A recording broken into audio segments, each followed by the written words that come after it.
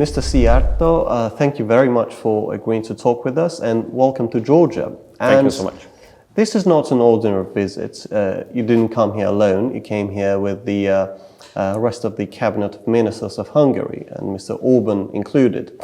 What were the main reasons of your visit, and what's on the top of the agenda during your meetings here? Last year in October, as your Prime Minister has visited Budapest, an agreement has been signed about the strategic partnership between the two countries. Mm-hmm. And when we sign such a document, we do not just sign a piece of paper. We do sign a document with substance, and then we really mean it. So we really do mean that there's a strategic partnership between the two countries from which both nations can take big benefit out. And therefore, one of the points of this agreement was that all of our ministers would conduct bilateral negotiations to make an overview what kind of possibilities for cooperation are there on the areas of theirs. And at the end of, or as a conclusion of these bilateral talks, a joint government summit would be held. So that's why we are here. Our relationship is being based on four very important pillars where we are seeking for forward progress. First, we are among those member states who are very much in favor of the enlargement of the European Union. And we do believe that European Union needs the impetus and positive energy which can be provided by Georgia, a country which has performed double-digit growth rate in 2 consecutive years. You definitely would add to the success of the European Union, which is pretty much needed because the EU is in a pretty bad shape currently. So the first pillar is supporting your EU integration and to get the candidate status for you as soon as it is just possible.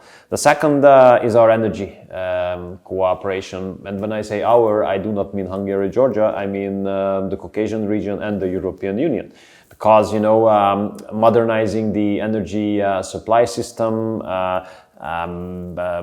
getting closer to using sustainable energy in entirety in the European Union requires external partners, and Caucasian region can definitely be an external partner. Now, whether it can become a partner depends on infrastructure.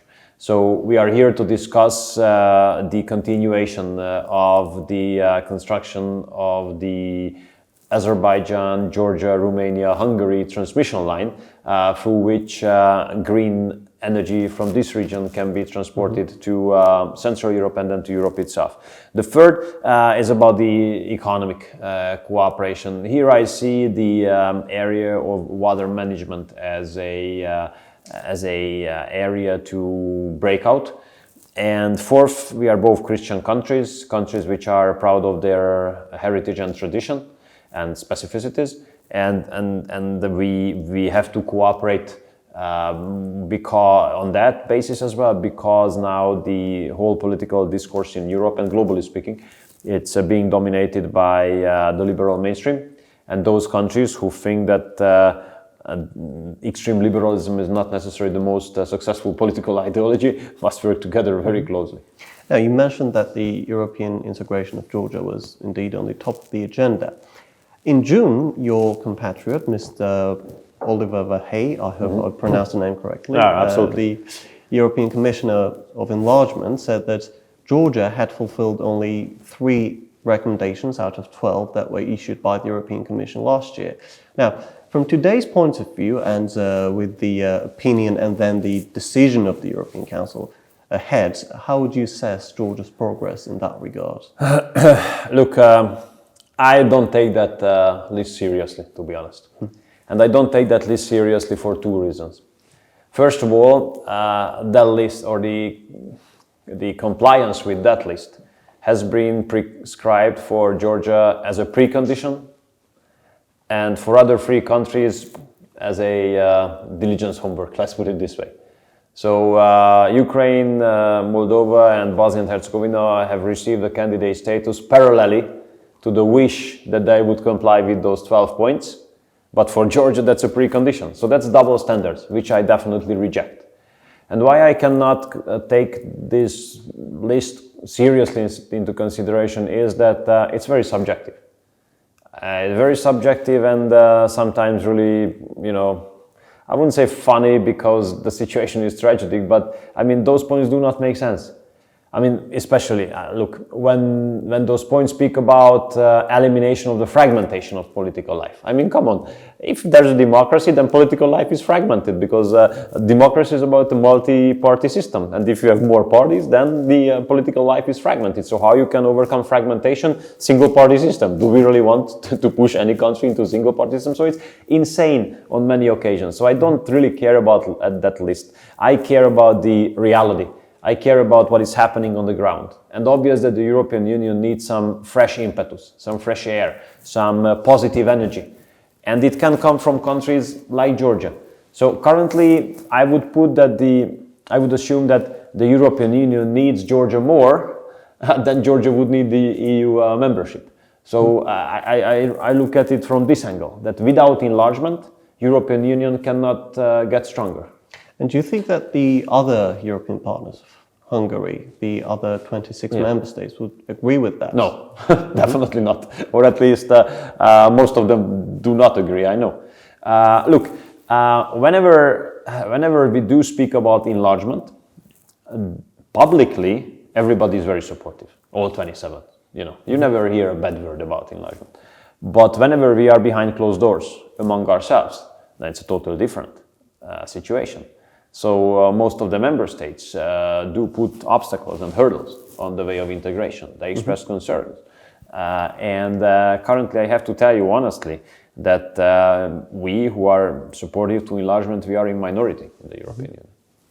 So you don't think that the granting the candidate status to Georgia would be on the cards this year? Well, there's a hope because the decision has not been made yet. But I'm afraid that instead of a fact-based decision, a ideologically motivated political decision will be made. And in that case, the outcome will not be positive. But I still do hope though, that we can convince our friends and colleagues in the European Union to make a fact-based decision, a rational one. And if the decision is rational, it is obvious that Georgia must be granted with a candidate status. If the decision is ideological, politically motivated, then I think it's easy to foresee the outcome. Now, although the government of Georgia publicly declares that it wants to advance in terms of the European integration, it has, since the outbreak of the war in Ukraine, accused the Western partners of trying to drag Georgia into the war and to open a second frontier. Mr. Borrell, your colleague from Brussels, has also addressed to this issue when he came here in Tbilisi not long ago. What would your response would be to that? I think that such a pressure is unacceptable, absolutely unacceptable. Do you think there's such pressure? Would you say that there is? Of course, that's obvious. Who is doing that? And it was, I think it was incorporated in your question as well. You say that there are such expectations being put forward. It's obvious, it's there. You have quoted Mr. Borrell in this regard as well. So no, he said that it's not true. It's not true that? That the West is trying to drag Georgia into the war. Is the West trying to drag Georgia into the war? I would put it in a different way. I think that the West expects Georgia to be more aligned with the Western European political approach regarding the war. Let's put it this way. But that can be, for example, joining the sanctions regime. But when we're talking about opening a second front, that's completely different issue. Yeah, absolutely. And I do hope that there's not an expectation like that. I do hope. I don't know whether such pressure had been put on the Georgian government or not, but what I know is... You cannot say that it's not... I don't know. You should, because I mean, I do not participate on all the meetings the Georgian government has with its Western partners. What I know from the European political arena, that many EU member states are totally dissatisfied and disappointed because Georgia is not complying totally with the Western European foreign policy when it comes to the war. But I always tell them, look, guys, you should not be surprised, because territorial integrity and basically sovereignty of this country has been under violation for decades now. And did anyone come here to help the Georgians in this regard? No one. So why do we expect Georgia to enter into a set of measures or decisions which would further worsen the situation and further deteriorate the security situation of that given country? So my problem is that when the European Union or the Western European colleagues put expectations towards others, they are not ready to look at the issue through the angle of those on whom expectations are being put. This is my problem. This is my problem. Okay. Now, talking about the security policy, Hungary is one of those two countries of NATO, along with Turkey, which has been delaying to ratify the accession of Sweden to NATO. Now, let me ask you straight. Prime Minister Orban has said that Hungary will ratify, but the parliament has yet not done so. What is Hungary trying to get? What will it take for the parliament to finally do so? Yeah, I tell you. As you rightly said, the government has already submitted the draft to the parliament last summer. I myself have done. Why the parliament has not ratified? We, the ruling party, have a two-thirds majority in the parliament. It's a very stable political system. This is called dictatorship by the European Parliament anyway, but that we don't have to take seriously. So this is a very stable political system. Most of our members of the parliament have been fulfilling their 4th, 5th, 6th term in the parliament. So these are MPs who have won 4, 5, 6 elections. So they won their real mandate in real campaign on the countryside, approaching real people, getting their real votes, okay? And after that, they hear politicians from the north, hundreds of kilometers away, sitting on the couch in Stockholm or Uppsala or wherever, in Göteborg, speaking about Hungary is not a democracy, Hungary is a dictatorship, this is not the democratic political system, this is not legitimate. And they are insulted. You will be insulted as well. And with a good reason. They are insulted because what they have been taking part in is being considered as not democratic by someone who has no clue. So these people feel insulted. And they say that why should we run, or why should we go forward quickly to comply with the demand of those people who have been insulting us in the last I don't know how many years.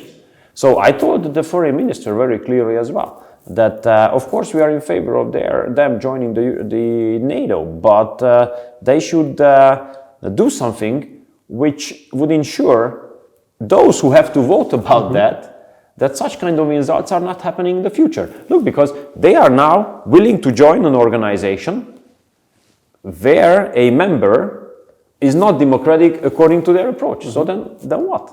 So the ball is on the court of the Swedish to find out how they can make it clear that such kind of insults will not take place in the future, because you cannot demand people or persons to comply with your expectation while you bash them constantly. How? One of your ministerial colleagues, Mr. Gergely Gulyás, has recently said that the West should give security guarantees to Russia and deny the NATO membership to Ukraine. Now, would you personally agree to this statement? And what kind of security guarantees can the West plausibly give to Russia after what the northern neighbor of Georgia and eastern neighbor of Ukraine did in recent years? Well, I definitely do agree that Ukraine cannot become member of the NATO, because if Ukraine gets member of NATO, then that would mean we have to prepare for the Third World War. And I hope no one wants that. And I do believe that the war should be resolved around the negotiating table, because this war does not have a solution on the battlefield. On the battlefield, you will find no solution. You will find dead people, more and more. So, in order to save lives of the people and resolve the conflict, negotiations should take place. And of course, if negotiations are taking place, then everybody have to make compromise, I guess. Everybody have to get some guarantees to close a deal, right? So that's what we hope for, that sooner than later this war will be stopped by negotiations, because the longer this war takes, the more people will die, and the longer this war takes, the more infrastructure is going to be destroyed, and the more money we'll have to spend on reconstruction, and Ukraine will need years or even decades to come back to a path where it used to be. So negotiations should take place really soon, otherwise destruction will be so big that I don't know how we're going to cope with that. Now, Russia started the war when it invaded Ukraine, and it's quite clear what Russia can do to end the war. Just withdraw the troops from the soil of a foreign country. Now, you mentioned compromises. So what kind of compromises do you think that Ukraine can make? Well, since I'm not a Ukrainian, I can't tell you what kind of compromise they could make. But what I can tell you is that if there are negotiations, then usually they end up with a deal, with an agreement. And I have no idea, and I have no plan what kind of compromise could be made there, because of course the principle of territorial integrity and sovereignty must be respected. That's not a question. That's not a question. So therefore, what I know is that the sequence, I only know the sequence. And the sequence is ceasefire, saving lives of people, negotiations, and then a peace agreement. That's what I know. What is included, what's going to be the substance, I don't know. We are not there yet, unfortunately. And we have to leave it to those who will sit around the negotiating table. We are not going to sit there for sure. Now, regarding Ukraine, Hungary has been blocking the military aid from Brussels to Ukraine last few months. And a precondition to unblock those funds, let's say so, was for Ukraine to remove a Hungarian bank, OTP, from the list of sanctions. Now, Ukraine has done so. Is that enough for Hungary to unfreeze those funds from Brussels, or what does Hungary expect? First of all, I want to make it clear that we are not blocking any kind of funds from Brussels to Ukraine.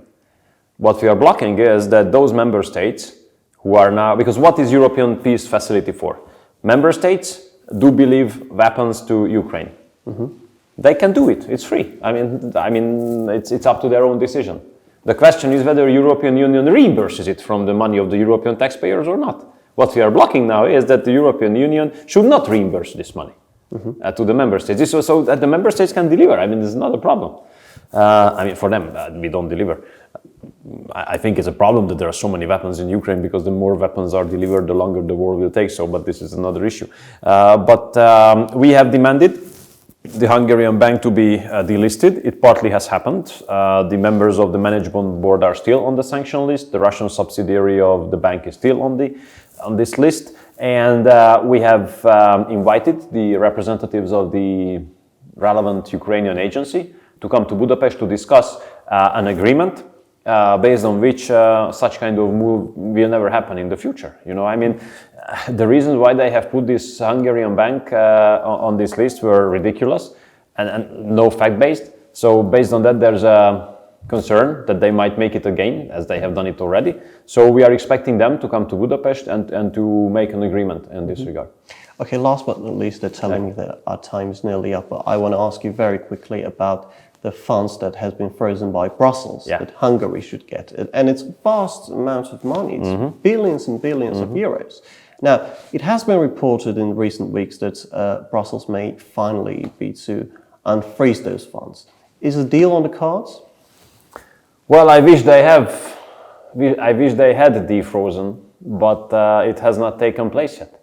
I mean, we have not received the funds which should be transferred to us, because, you know, the perception is so important here.